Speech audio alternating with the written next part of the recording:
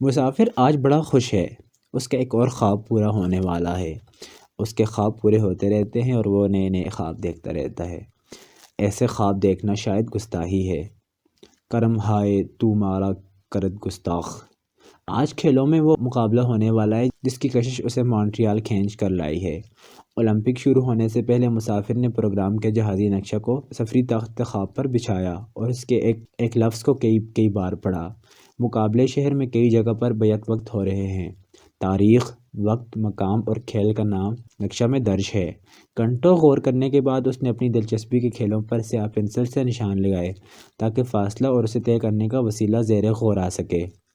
ترجیحات طے کرنے کے بعد نیلی پنسل سے نشان لگانے کا مرحلہ آ گیا۔ کچھ دیر پروگرام کے نقشہ پر اور جھکے رہنے کے بعد 2-4 جگہ سرخ پنسل سے نشان لگا دیا۔ آج وہ مقابلہ ہوگا جس پر سب سے گہرا لال نشان لگا ہوا ہے۔ مسافر کو سیاہ اور نیلے اور سرخ نشانات کی پیروی میں بڑی ریاضت کرنی پڑی۔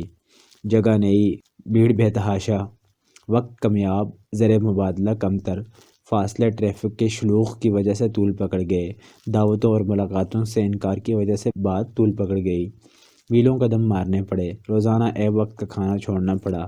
رہا آرام تو اس کے لیے جو لوگ مونٹریال آئے ہیں ان میں مسافر شامل نہیں۔ وہ ایک مقابلہ میں شریک ہے کیونکہ اولمپک میں کھلاڑیوں کے علاوہ تماشائیوں کا مقابلہ بھی ہوتا ہے۔ مسافر آج اس دوڑ کا مقابلہ دیکھنے جا رہا ہے جو اس کی نظر میں سب سے اہم ہے۔ یہ برق رفتاری اور تیز گامی کا مقابلہ ہے۔ اسے انگریزی میں دوڑ نہیں، ڈیش کہتے ہیں۔ 100 میٹر اور 9 سیکنڈ میں یہ فیصلہ ہو جاتا ہے کہ دنیا کی 4 ارب آبادی میں سب سے تیز رفتار آدمی کون ہے۔ مسافر اسٹیڈیم کی طرف روانہ ہوا۔ روش پر سیاہ چادریں پھیلائے سوغاتیں بیچ رہے ہیں۔ سبزہ پر جگہ جگہ منڈی لگی ہے۔ بازیگر کرتب دکھا رہا ہے، واعظ واز کر رہا ہے۔ 2-3 لڑکے لڑکیاں چھوٹے چھوٹے ناٹک کرتے اور چٹکلے سناتے ہیں۔ وہ اولمپک کی پیروڈی کر رہے ہیں۔ لوگ ہنسی کے مارے لوٹ پوٹ ہو رہے ہیں۔ اشیائے خوردنی کے دست فروش بھی مسافر کا راستہ روکے کھڑے ہیں مگر وہ اپنی دھن میں چلا جا رہا ہے۔ وہ چاہتا ہے کہ وقت سے بہت پہلے پہنچ کر دوڑ کا صحیح لطف لینے کے لیے صحیح جگہ کا انتخاب کر سکے۔ وہ خصوصی نشستوں کے احاطہ میں پہلے بلندی کا تعین کرتا ہے۔ اگر سیڑھیوں پر بہت اوپر چلا جاتا ہے تو کھلاڑی پچکے ہوئے نظر آتے ہیں، بہت نیچے چلا جاتا ہے تو کھلاڑی ایک دوسرے کے پیچھے چھپ جاتے ہیں۔ وہ 10ویں سیڑھی کو بہر طور مناسب پاتا ہے۔ جب یہ مشکل مسئلہ حل ہوا تو یہ طے کرنا پڑا کہ 100 میٹر کی لکیر کے کون سے حصے کے سامنے بیٹھا جائے جہاں سے دوڑ کا آغاز ہو رہا ہے۔ اس کی سیٹ میں بیٹھیں تو شروعات کا مزہ آئے گا مگر باقی تمام دوڑ کے دوران کھلاڑیوں کی پشت نظر آئے گی۔ جہاں مقابلہ ختم ہو رہا ہے وہاں بیٹھیں تو دوڑ کے پہلے حصے کا مزہ کرکرا ہو جائے گا۔ مسافر 60 میٹر کے فاصلے کی سیٹ میں 10ویں بلند سیڑھی پر پلاسٹک کی ڈول نما کرسی میں اتر گیا۔ اس نشست سے 100 میٹر کی دوڑ کا پورا میدان نظر آتا ہے، لہٰذا دوڑ کا دیکھنے کے لیے گردن کی جنبش میں ضائع ہونے والا وقت بھی بچ جائے گا۔ کیمرہ سے خالی میدان اور ہجوم سے پر اسٹیڈیم کی ایک تصویریں بنائیں۔ جب دیکھا کہ اس کام میں انتہائی چابک دستی کے باوجود چند سیکنڈ صرف ہو جاتے ہیں تو اس نے کیمرہ خول میں بند کیا اور پیروں کے درمیان فرش پر رکھ دیا۔ وہ ایک تصویر کی خاطر اس دوڑ کے تہائی حصہ سے محروم ہونے کے لیے تیار نہیں۔ اس نے دل میں فیصلہ کیا کہ پستول چلنے اور دوڑ کے ختم ہونے تک وہ آنکھ نہیں جھپکے گا۔ دوڑ شروع ہوا چاہتی ہے۔ پستول والا ہاتھ ہوا میں بلند ہے۔ 8 کھلاڑی گھٹنے اور انگلیاں زمین پر ٹیک کر اپنی اپنی لیک میں جھک گئے ہیں۔ پیر جما لیے تو سر اٹھا کر آنکھیں 100 میٹر آگے لگی ہوئی رسی پر گاڑ دیں۔ ان میں عالمی ریکارڈ قائم کرنے والا بھی موجود ہے اور وہ کھلاڑی بھی شامل ہے جس نے یہ مقابلہ میونخ میں جیتا تھا۔ ایک بار ان دونوں کو ہرانے والے بھی قطار میں کھڑے ہیں۔ 1,00,000 تماشائیوں نے دم ساتھ لیا۔ ساری آوازیں خاموش ہو گئیں۔ خاموشی کہہ رہی ہے کہ کوئی انہونی ہونے والی ہے۔ لبلبی دبی، پستول چلا، کھلاڑیوں نے جست لگائی اور فائنل مقابلہ شروع ہو گیا۔ دوش بدوش اور سینہ سپر کھلاڑیوں کی ایک دوڑتی ہوئی دیوار 50 میٹر تک آئی۔ اس کے بعد دیوار میں ہلکی سی دراڑیں پڑنا شروع ہو گئیں جو ثانیہ بھر میں شگاف بن گئیں۔ شکستہ دیوار کے ایک شگاف سے کالے ہرن نے جست لگائی، اوروں سے آگے نکلا اور حد کے اس پار پہنچ گیا۔ مقابلہ ختم ہوا۔ دیوار ڈے کر خشت خشت ہو گئی۔ کون سیاہ پوست جیتا اور کون سفید فام ہارا، یہ علم اس لذت کے لیے بالکل غیر ضروری ہے جو 9 سیکنڈ کی اس دوڑ سے مسافر کو حاصل ہوئی۔ مسافر نے یہ دیکھا کہ دوڑ اس کے ایک گوشۂ چشم سے شروع ہوئی اور دوسرے گوشۂ چشم پر جا کر ختم ہو گئی۔ دیر تک اس نے آنکھ بھی نہیں جھپکی۔ دمدار ستارے اس کی روشن آنکھوں میں تیرتے رہے۔ دمدار ستاروں کی مانند روشنی کی لکیریں بڑے بڑے حروف بن گئی ہیں۔ لکھا ہے الوداع، 4 سال بعد پھر جمع ہوں گے، اس بار ماسکو میں۔ یہ ایک خصوصی پرواز ہے۔ امریکی ہوائی جہاز، چینی عملہ، ایشیائی سوار اور افریقی منزل۔ مقصود اس سفر کا ایک سے براعظمی تقریب۔ جہاز اس وقت تاریک براعظم پر پرواز کر رہا ہے۔ اندر بتیاں جل رہی ہیں اور باہر صبح کاذب کی روشنی ہے۔ افریقہ کی صبح صادق میں ابھی بہت دیر ہے۔ جہاز آہستہ اور نیچا ہوتا جا رہا ہے۔ تھوڑی دیر میں حبشہ کا دارالسلطنت آنے والا ہے۔ ناشتہ کے برتن سمیٹے جا رہے ہیں۔ چینی لڑکی تام چینی کی کیتلی اٹھائے پھر رہی ہے۔ یہ برتن بہت دنوں کے بعد نظر آیا ہے۔ مسافر سوچتا ہے یہ دنیا پچھلے 100 برس میں کہاں سے کہاں نکل گئی۔ صدیوں آدمی ایک درڑے پر رہا، خاک سے اٹھا تھا سو اس سے رشتہ استوار رکھا ہوا تھا۔ پکانے کی ہانڈی، کھانے کی رکابی، پینے کے لیے کوزہ، مانگنے کے لیے کاسہ، یہ سب مٹی کے ہوا کرتے تھے۔ پیدائش کے لیے یہ تشبیہ تھی جیسے چاک سے گیلا برتن اتار لیں۔ موت کے لیے یہ استعارہ تھا گویا مٹی کا برتن ٹوٹ جائے۔ ہم معوست کے لیے یہ اشارہ تھا کہ خود کوزہ و خود کوزہ گر و خود گلے کوزہ۔ لیکن اب یہ رشتہ ٹوٹ گیا ہے، یہاں تک کہ نون میم راشد آزاد شاعری سے آزاد منشی کے اس درجہ تک پہنچ گئے ہیں جہاں مٹی میں دفن ہونے کے بجائے بھٹی میں بھسم ہونے کو ترجیح دی جاتی ہے۔ آدمی بھٹک گیا ہے۔ جب سے مٹی اور روغنی مٹی کے برتن رخصت ہوئے ہیں، اس خاکداں میں اسے راستہ نہیں مل رہا۔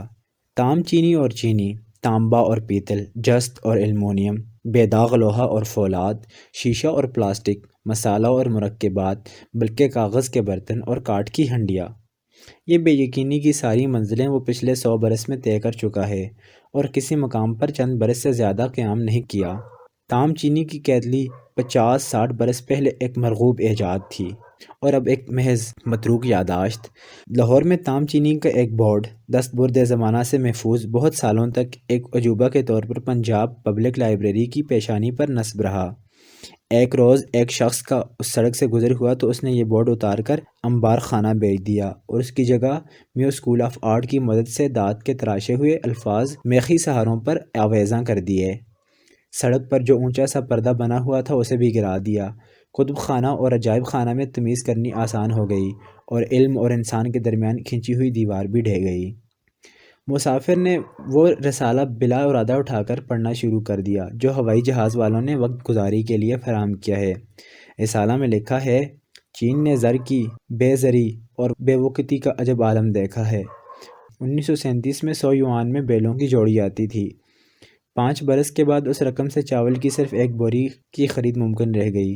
5 برس اور گزرے تو اس زر کثیر سے بجھے ہوئے کوئلہ کا ایک ڈھلا آتا تھا۔ یہ چڑیا گھر میں شہر دیکھنے کے لیے داخلہ کا ٹکٹ۔ جہاز اب ادیس ابابا کے ہوائی اڈہ پر خصوصی مہمان نوازی کے حال کے نزدیک کھڑا ہے۔ مسافر کا خیال تھا حبشہ ایک لک و دک صحرا ہے اور ادیس ابابا خیموں اور جھگیوں پر مشتمل ایک قصباتی نخلستان کا نام ہے، لیکن یہ کوہستانی خطہ زمین تو سوئٹزرلینڈ کا ٹکڑا معلوم ہوتا ہے۔ ہوائی اڈہ 8000 فٹ کی بلندی پر واقع ہے۔ چاروں طرف سرسبز اور شاداب پہاڑیاں اور بادلوں سے ڈکی وادیاں ہیں۔ چند گھنٹہ پہلے جولائی کے گرم مرطوب مہینہ میں کراچی سے چلے تھے تو بشرٹ بدن کو ناگوار گزر رہی تھی۔ اب صبح دم کی تازہ اور یخ ہوا کا جھونکا ہوائی جہاز کا دروازہ کھلنے پر اندر آیا ہے تو لوگ مفلر اور اوور کوٹ پہن رہے ہیں۔ ایک ساتھی کہتے ہیں کہ جہاز میں جوڑ کر بیٹھے رہنے کی وجہ سے سردی کا احساس زیادہ ہو رہا ہے۔ اس کا علاج یہ ہے کہ تیزی سے سیڑھیاں اتر کر چند قدم چلا جائے، خون گردش کرے گا اور جسم گرم ہو جائے گا۔ یہ ساتھی اپنے نسخہ پر عمل کرنے کے لیے دوسروں کا انتظار اور تشریفات کا لحاظ کیے بغیر نیچے اترنے کے لیے لپکے۔ تیزی سے کٹھی 2 سیڑھیاں چھوڑ کر اترنا شروع کیا۔ آخری 2-4 سیڑھیاں رہ گئیں تو یکدم پلٹ کر 3-3 سیڑھیاں پھلانگ کر واپس اوپر چڑھ رہے ہیں اور ہامتے کامتے شور مچا رہے ہیں، شیر آیا شیر آیا۔ جہاز کی سیڑھی جہاں ختم ہوتی ہے وہاں اسفالت کے فرش پر ایک ببر شیر کھڑا ہے، لہیم شہیم، اونچا لمبا، گھنے سیاہی ماحل عیال کے بادلوں سے ابھرتا ہوا باروب چاند چہرہ، اس پر جڑی ہوئی 2 روشن انگارہ آنکھیں جو سیڑھی پر کھڑے ہچکچاتے مہمانوں پر جمی ہوئی ہیں۔ یہ شیر خیر مقدمی کے لیے آیا ہے۔ اس سے پرے کوئی 10 قدم کے فاصلہ پر استقبالیہ کمیٹی کے باقی اراکین سیدھی قطار بنائے کھڑے ہیں، بعض ہار لیے ہوئے اور بعض استقبالی جھنڈے اٹھائے ہوئے ہیں جن پر لکھا ہے افریقہ جاگ اٹھا ہے۔ ان سے ہٹ کر ناچنے اور گانے والوں کے طائفہ نے دائرہ بنایا ہوا ہے۔ سیڑھیوں کے نیچے ایک شخص ننگے پاؤں برآمد ہوا اور اپنا پیر شیر کی لمبی دم کے آخری سرا پر رکھ دیا جو خمدار بالوں کا گھنا گچھا ہے۔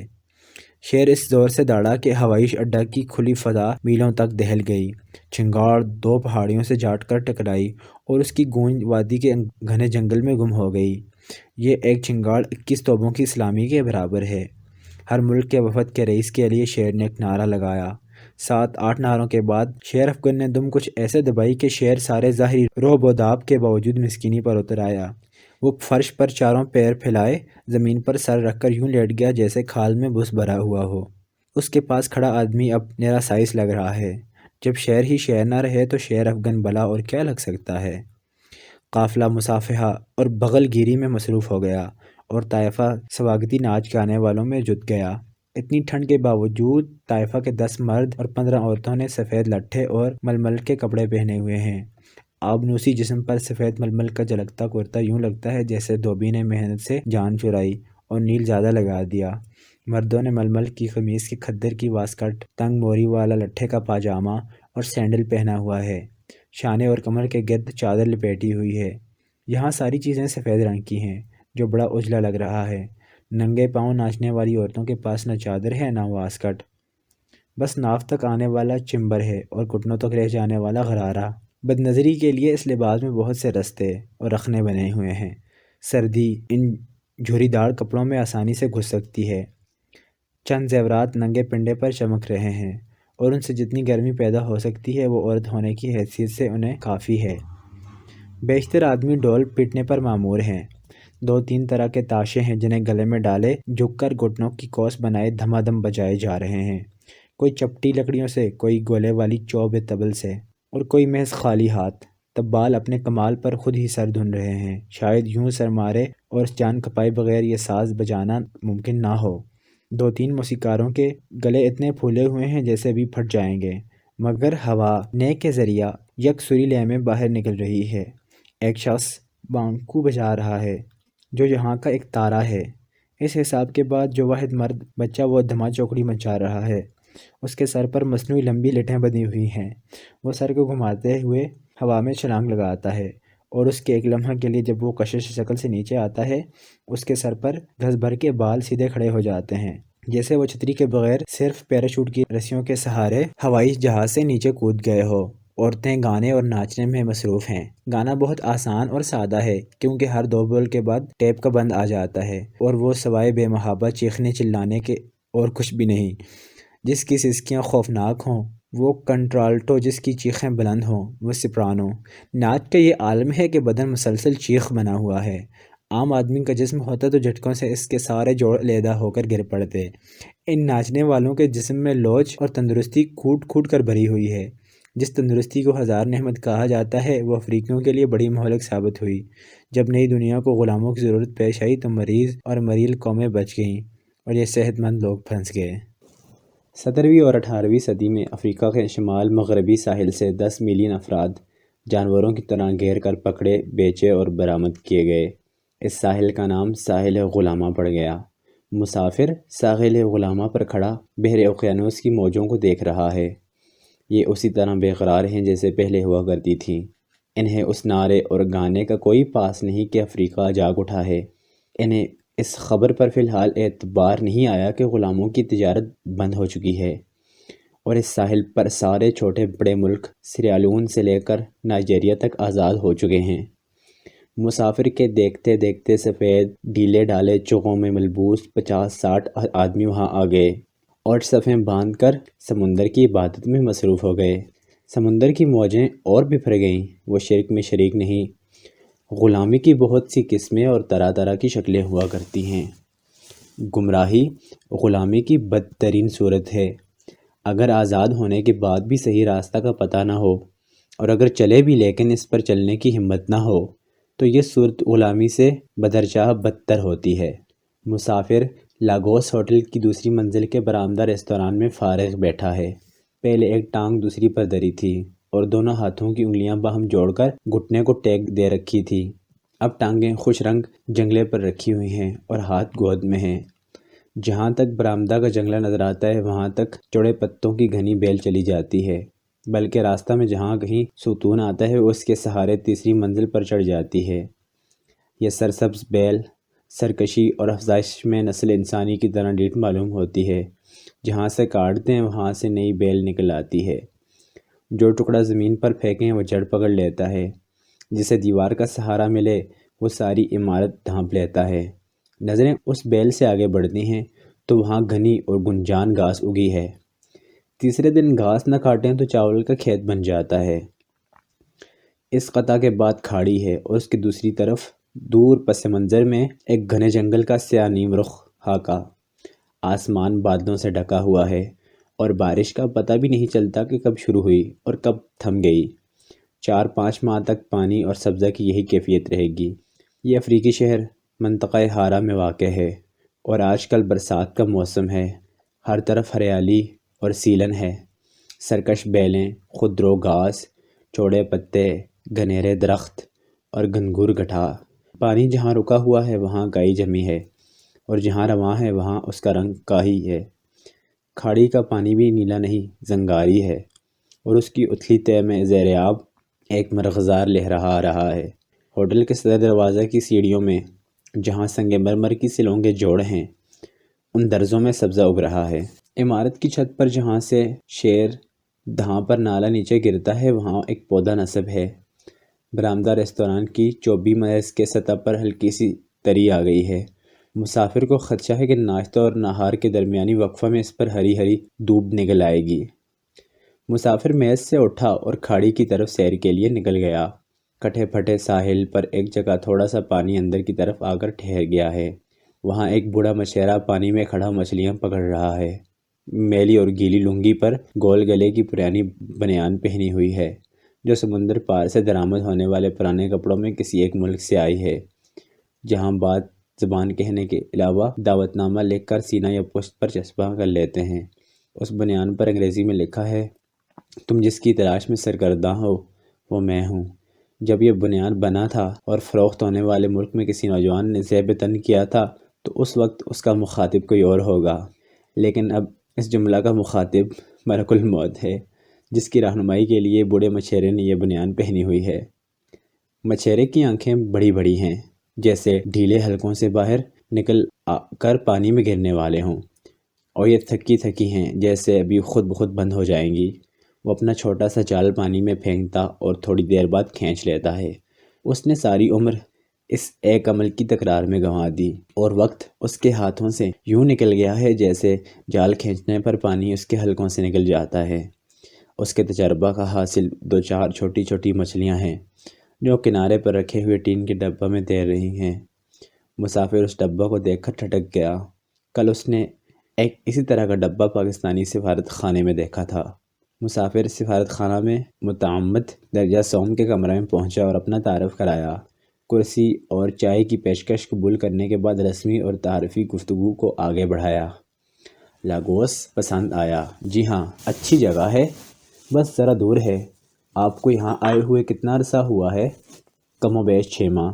آپ کے پیش رو کہاں ہیں؟ جواب ملا، جائیں کہاں، اجازت ہی نہیں ملتی، اور وہ 6 ماہ سے اس الماری میں پڑے ہیں۔ مسافر نے حیرت کا اظہار کیا تو وہ اٹھے اور الماری کا تالا کھولا۔ اس میں دفتری کاٹ کباڑ اور اسٹیشنری کے ساتھ ایک ٹین کا ڈبہ بھی رکھا ہوا ہے۔ کہنے لگے، میرے پیش رو اس ڈبہ میں بند ہیں۔ ملازمت لاگوس لے آئی اور موت دوسرے جہان لے گئی۔ موصوف کا تعلق ہندو مت سے تھا۔ سورگ باشی کی راکھ اس ڈبہ میں بند ہے جسے گنگا میں بہانے کے لیے 3 ملکوں کے درمیان طویل خط و کتابت ہو رہی ہے۔ فیصلہ ہونے میں نہیں آتا، لہٰذا یہ پھول اس الماری میں بند پڑے ہیں۔ پہلے دن اس خیال سے وحشت ہوتی تھی مگر اب عادت ہو گئی ہے۔ اکثر یاد تک نہیں رہتا کہ ایک سوختہ جاں بھی میرے ساتھ اس کمرے میں موجود ہے۔ البتہ ایک بار آن جہانی پر بہت رحم آیا اور جی چاہا کہ ڈھکنا کھول کر ہوا میں رکھ دوں۔ خاک ہے جو ان کو خبر ہونے تک ہوا اڑا کر لے جائے گی۔ یوں بھی اپنے پیش رو کی خاک اڑانا کوئی نئی بات نہیں ہے۔ پھر بولے، دیکھیے میں نے وہ مقولہ غلط ثابت کر کے دکھایا جس کی روح سے 2 بادشاہ ایک اقلیم میں اور 2 تلواریں ایک نیام میں نہیں رہ سکتی۔ میں اور میرا پیش رو ہم دونوں ایک دفتر اور ایک کمرہ میں بآسانی سما گئے۔ یہ وضاحت انہوں نے ضروری نہیں سمجھی کہ ایک کرسی پر ہے اور دوسرا الماری میں۔ مونگ پھلی کے تیل کی خاطر انگریز نے نائجیریا کو غلام بنایا۔ مدتوں خوردنی تیل اور غلاموں کی تجارت ہوتی رہی، یہاں تک کہ عظیم برطانیہ دوسری جنگ عظیم کے کولوں میں پس گیا۔ چاروں ناچار اس نو آبادی کو بھی آزادی نصیب ہوئی۔ نصیب اچھے نہ تھے، اس لیے بے وقت مدنی تیل دریافت ہو گیا۔ اللہ دے اور بندہ لے، چاروں طرف سے جلغار ہو گئی اور ملک دو نیم ہو گیا۔ بیافرا اور باقی ماندہ 3 سال تک ملک کو توڑنے کے لیے مداخلت خارجی اور جوڑنے کے لیے جنگ داخلی جاری رہی۔ بارے پورا ملک پھر نقشہ پر ابھرا اور اس کے ساتھ افراتفری نے نیا رنگ جمایا۔ مسافر یہ رنگ ڈھنگ دیکھ کر حیران ہو رہا ہے۔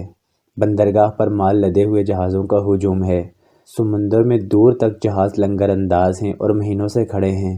ہمسایہ ملک کی بندرگاہ استعمال ہو رہی ہے، ہیلی کاپٹر سے سامان اتارا جا رہا ہے، ہرجانہ بھرا جا رہا ہے، مگر جہازوں کی تعداد بڑھتی چلی جا رہی ہے۔ آج انتظار کرنے والے جہازوں کی تعداد 230 ہے۔ اس 230ویں جہاز سے سامان اتارنے کی باری شاید اگلے سال آئے گی۔ ایک جہاز $1 ملین کا سیمنٹ لے کر آیا۔ 6 ماہ بیکار کھڑے رہنے کا ہرجانہ $1 ملین وصول کیا۔ برسات کے گھمس کی وجہ سے سیمنٹ ناکارہ ہو گیا، لہٰذا $100,000 اس خراب سیمنٹ کو سمندر میں پھینکنے کی اجرت وصول کی اور رخصت ہو گیا۔ آج کے انگریزی اخبار کے پہلے صفحہ پر جلی حروف میں ایک بڑا سا اشتہار چھپا ہے۔ لکھا ہے، مہربان، قدردان، جان من اور جان شما، ہم آپ سے شرمندہ ہیں۔ ہم نے آپ کی خدمت اور خاطرداری کے لیے آپ کی پسندیدہ شراب سے لدے ہوئے جو 5 جہاز منگائے تھے، وہ مہینوں سے باہر گہرے پانیوں میں کھڑے ہیں۔ براہ کرم آپ حکومت پر زور ڈالیں کہ وہ اس مال کی اہمیت کی تصدیق کرے اور ان جہازوں کا حق ترجیح تسلیم کرتے ہوئے فوراً گودیاں مہیا کرے۔ سڑکوں کا حال بندرگاہ سے بھی گیا گزرا ہے۔ ان سڑکوں پر سالہا گھوڑا گاڑی چلتی رہی یا لوگ پیدل چلتے رہے۔ اب یہ عالم ہے کہ جتنا وقت لندن سے لاگوس آنے میں لگتا ہے، اتنا وقت ہوٹل سے ہوائی اڈہ تک جانے میں صرف ہوتا ہے۔ مسافر کو ایک واقف حال نے مشورہ دیا کہ رخصت سے ایک دن قبل ہوائی اڈہ کے باہر جو ہوٹل ہے وہاں منتقل ہو جانا یا رات کے 3 بجے شہر سے اڈہ چلے جانا۔ بات دل لگتی ہے کیونکہ اس وقت مسافر کو موٹر میں بیٹھے ہوئے 7 گھنٹے ہو چکے ہیں اور ابھی اس کے صبر کا امتحان جاری ہے۔ وہ 5 میل کے فاصلہ پر ایک تقریب میں شرکت کے لیے گیا اور ابھی تک اس کی سزا بھگت رہا ہے۔ غالباً آدھ گھنٹہ اور لگے گا۔ وقت گزاری کے لیے وہ اپنے کاغذات میں سے ادوجی رپورٹ نکال لیتا ہے۔ ادوجی یہاں کی کابینہ کے سیکرٹری ہیں اور چند سال ہوئے مسافر کے ہمراہ UN کے ایک سیمینار میں شریک تھے۔ ان دنوں تیل کی آمدنی نہ ہونے کے برابر تھی، اس لیے وہ ایک میانہ رو آدمی لگے۔ ایسا لگتا ہے کہ تیل آیا اور معقولیت رخصت ہو گئی، کیونکہ رپورٹ میں لکھا ہے تیل نکل آیا ہے، اس کی پیداوار بڑھ رہی ہے، آمدنی میں بے تحاشا اضافہ ہوا ہے اور ہوگا، لہٰذا ہر شخص کی تنخواہ بیک قلم دگنی کر دی جائے۔ اضافہ پچھلے سال نافذ العمل ہونا چاہیے۔ نئی شرح سے بقایا جات یکمشت ملنے چاہیے۔ افسروں کو بڑے فشار کے تحت کام کرنا پڑتا ہے، لہٰذا ہر 18 ماہ کے بعد 6 ماہ کی رخصت سرکاری خرچ پر یورپ میں گزارنی چاہیے، وغیرہ وغیرہ۔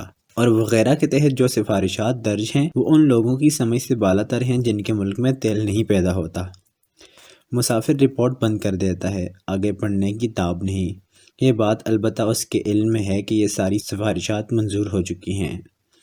دولت کی ریل پیل سڑکوں پر موٹروں کی صورت اختیار کر چکی ہیں۔ سڑک اب سفر کے کام نہیں آتی بلکہ اس سے کار پارک کا کام لیتے ہیں۔ سفر کے لیے صرف فٹ پاتھ رہ گئے ہیں۔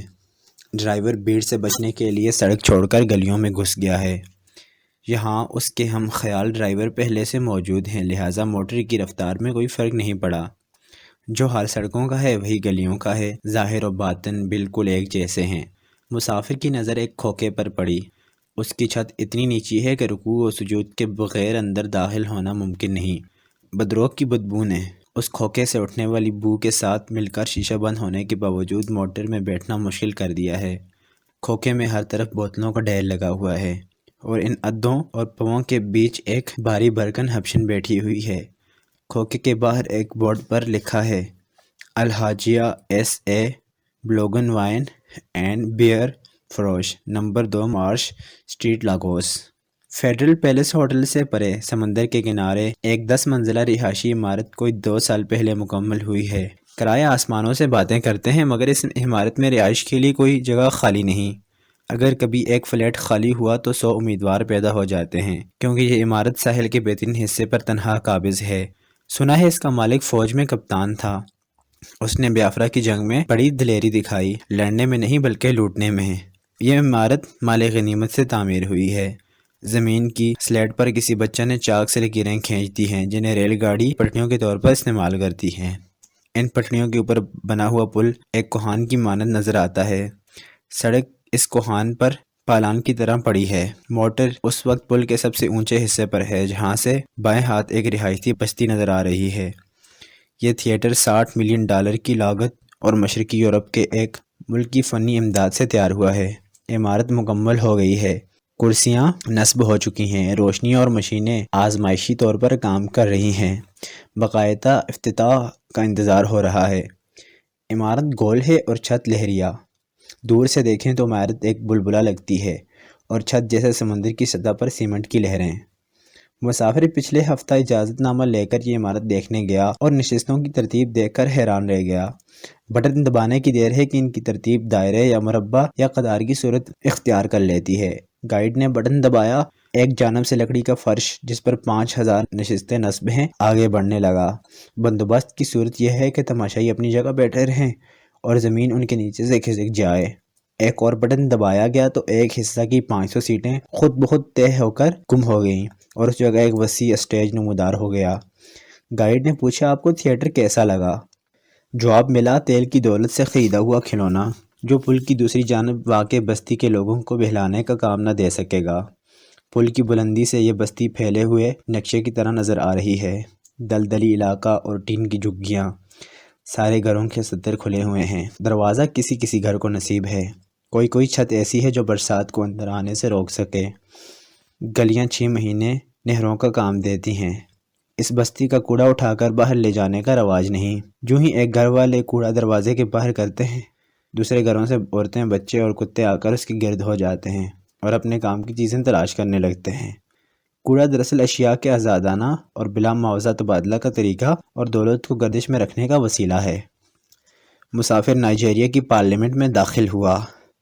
گیلری کے اندر اور ہال کے باہر ایک پتھر بے جوڑ لگ رہا ہے۔ نزدیک جا کر اس پر لکھی ہوئی عبارت پڑھی تو معلوم ہوا کہ یہ پتھر برطانوی پارلیمنٹ کی عمارت سے ہدیے اور شگن کے طور پر یہاں لا کر نصب کیا گیا ہے۔ پتھر نصب کرنے سے نصب اور نصیب نہیں بدلا کرتے۔ پچھلے 10 برس سے عمارت ہے مگر پارلیمنٹ نہیں ہے۔ اس عمارت کی گیلری میں گھڑی دیکھتے ہوئے مسافر نے کہا، مقررہ وقت بہت آگے نکل گیا ہے لیکن تقریب شروع ہونے میں نہیں آتی۔ کسی نے کان میں بتایا کہ منتظمین میں جھگڑا ہو رہا ہے کہ صدارت کون کرے۔ مسافر ایک اور تقریب میں شرکت کے لیے چھتے ہوئے اسٹیڈیم میں داخل ہوا۔ دعوت نامہ میں ایک وزیر کا نام درج ہے جو انعامات تقسیم کریں گے۔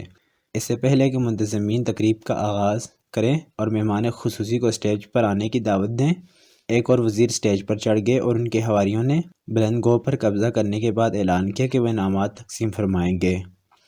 مسافر ایک وفد کے ہمراہ صدر یعقوبو گون سے ملنے جاتا ہے۔ ان کی عمر اور باتوں سے یوں لگتا ہے جیسے انہیں کسی کالج میں داخلہ لینے کی ضرورت پیش آ سکتی ہے۔ الوداعی تقریب ہو رہی ہے۔ مہمانوں سے زیادہ بن بلائے مہمان موجود ہیں۔ صبح تک جاری رہنے والی اس تقریب کو شروع ہوئے 1 گھنٹہ گزرا ہے مگر خالی بوتلیں، ڈبے اور گلاس ہر جگہ بکھرے ہوئے ہیں۔ میزوں اور کرسیوں کے نیچے، سیڑھیوں اور ستونوں کے ساتھ، باڑ اور کیاریوں کے اندر، قیاس کن گلستان من بہار میرا۔ مہمانوں کی دلچسپی کے لیے بہت سے طائفے بلائے گئے ہیں۔ رنگ ملے مالائیں پہنے، خوشنما پرندوں کے پر سجائے، خوفناک درندوں کی کھالیں باندھے، بلم تھامے، کودتے پھاندتے، چیختے چلاتے، ڈول بجاتے یہ طائفے اپنا کمال دکھا رہے ہیں۔ ایک طائفہ کا تعارف ہوتا ہے کہ اس نے اقوام سیاہ پوست کے کل افریقہ جشن فرہنگ میں بڑی داد حاصل کی تھی۔ 8-10 فربہ عورتیں جو پاؤں کی طرح فرش پر ہاتھوں اور گھٹنوں کے بل ایک قطار بنا کر رینگنے اور مدھم سروں میں گانے لگیں۔ ریں ریں، سارے ساز اس ری ری میں ان کے ہم آواز ہو گئے۔ گانے اور ناچنے والی عورتوں نے اب ایک دائرہ بنا لیا ہے، جیسے چوپائے سر جوڑ کر باہم مشورہ کرنے لگیں۔ گانا بند ہو گیا ہے اور ساز بھی ایک ایک کر کے خاموش ہوتے جا رہے ہیں۔ آخر میں بس ایک ڈھول بچا ہے جسے یک بڑے زور سے پیٹنے لگے ہیں۔ ڈھول کا ساتھ دیتے ہوئے رقاصاؤں نے کولہے گھمانا شروع کیے۔ باقی جسم ساکت ہے اور بھاری بھرکم دو نیم دائرے ایک دائرے کی شکل میں انتہائی تیزی سے گھوم رہے ہیں، کبھی گھڑی کے رخ کبھی اس کے مخالف۔ دیکھنے والے اس لیے تالیاں بجا رہے ہیں کہ جسم کے وہ حصے جو ان کا کہا نہیں مانتے، ان پر دوسروں کو اتنا اختیار ہے کہ انہیں تڑپنے پھڑکنے کے لیے حکم اور سمت دے سکتے ہیں۔ ڈھول اونچا ہوتا چلا گیا، ہلچل تیز ہوتی چلی گئی۔ ڈھول پر آخری تھاپ پڑی، بھنور کو قرار آ گیا۔ رقص کا یہ ٹکڑا ختم ہوا، دائرہ ٹوٹ کر پھر ایک قطار بن گیا، وہیں رینگ کا گانا اور رینگ رینگ کر ناچنا۔ کلچرل شو کے بعد سلائے عام کا اعلان ہوا اور کلب کا وسطی پختہ فرش جس پر دن میں ٹینس کھیلتے ہیں مہمانوں کے لیے ناچ گانے کا آنگن بن گیا۔ ناچ کی دھن تیز ہے مگر قواعد بڑے نرم ہے، جسم کو جس طرح چاہیں حرکت دیں اور وہ ناچ تصور ہوگا۔ شاید آنگن ٹیڑھا ہے، کچھ تنہا ناچ رہے ہیں، کچھ جوڑوں کے درد میں مبتلا ہیں اس لیے ایک دوسرے کو سہارا دے رہے ہیں، بیشتر باجماعت ناچ رہے ہیں۔ آدھی رات گزر گئی، اب رات کے 2 بجے ہیں، اب گھڑیال 3 بجا رہا ہے، کوئی گھڑی دیکھتا نہیں اور گھڑیال کی سنتا نہیں۔ پہلی بار ناچ ختم کرنے کے اعلان پر بلوا ہو گیا تھا۔ گھنٹہ بھر پھر دوسری بار اعلان ہوا تو ہجوم نے مل کر گلا پھاڑا، ہرگز نہیں۔ گھنٹہ بھر پھر اعلان ہوا، عوام نے جواب دیا، ایک اور۔ بالآخر اب بینڈ والوں نے خود ہی آخری دھن شروع کر دی ہے۔ رات بھر اطالوی، ہسپانوی اور فرانسیسی گانے ہوتے رہے۔ یہ انگریزی گانا ہے۔ جو ہی دھن بجی اور ٹیپ کا مصرع باد صبا لے کر چلی، سارے مدہوش، بے ہوش اور سوتے جاگتے جسموں میں بجلی کا کوندا لپک گیا۔ زور زور سے سر اور پاؤں پٹکے جا رہے ہیں۔ تنہا ناچنے والے دوسروں سے آ کر مل گئے ہیں اور باہم ناچنے والے نزدیک تر ہو گئے ہیں۔ کھوئے سے کھوا چلتا ہے۔ وہ جو ناچ میں شامل نہ تھے اور صوفوں پر بیٹھے تماشا دیکھتے رہے، وہ بھی فرش پر آ گئے ہیں اور تال دے رہے ہیں۔ ٹیپ کا مصرع ہے، افریقہ جاگ اٹھا ہے، جاگ اٹھا ہے، جاگ اٹھا ہے۔ یہ دعویٰ اس حد تک بالکل درست ہے کہ جولائی کی اس رات افریقہ شب بھر جاگتا رہا، گاتا رہا، پیتا رہا اور ناچتا رہا۔